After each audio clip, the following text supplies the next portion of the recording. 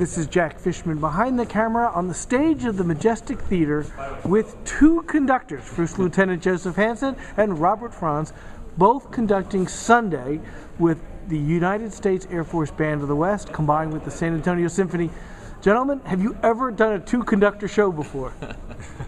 Not from two different organizations, not from us. We have two conductors assigned to our band at the Air Force Band of the West, but this is our first time in a partnership quite like this. It's totally awesome to be able to share the stage with these guys, amazing musicians.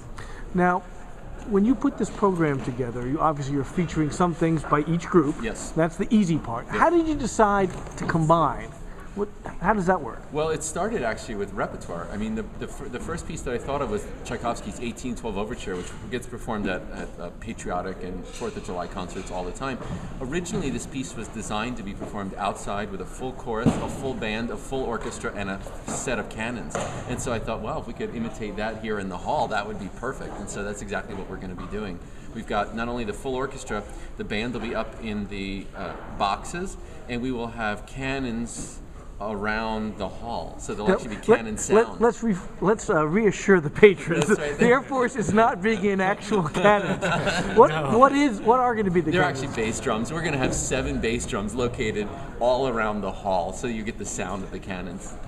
Now, how do you coordinate something that far away? Is one of you conducting upstairs and one's downstairs, or can you hear that far?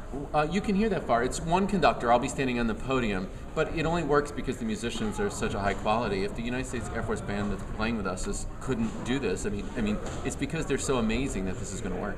With a phenomenal conductor to keep the whole room together, so yes. It's like conducting an opera. with no sets. That's right, with no sets and singers. Now, you're also bringing musicians who are in addition to the band. You have some soloists coming. That's correct. Actually, he is in the band. We have our solo piano player is Senior Airman Dennis Lambert, and typically when we go out on the road or even in town, we'll try and feature one of our musicians as a soloist.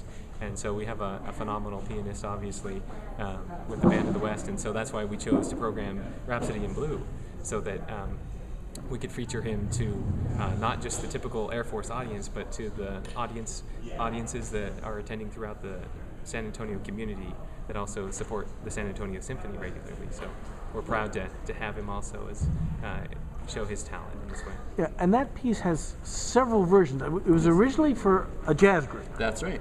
And band, much like you're going to hear on Sunday night. I mean, it was sort of a jazz band. Paul Whiteman. Yeah, the Paul Whiteman band. That's exactly right. It was later orchestrated, but this is more like the original version, yeah. Exactly. Yeah, this is it's inspired by the original 1924 Paul Whiteman band version, but it's put into a wind ensemble setting. And so it's actually very sparsely scored, just a number of players, one player per part throughout the section, and just 22 players total. Having just heard it, I can tell you that it sounds really cool. It almost sounds like the very original way that you hear it. So, we're used to hearing the lush strings play, but you don't miss it at all because the wind ensemble just envelops the sound of the piano. Well, we're very much looking forward to seeing you both conduct, both organizations. This is going to be Sunday at 7 p.m. at the Majestic Theater, and it's free. Thank you. Yes, thank you very much.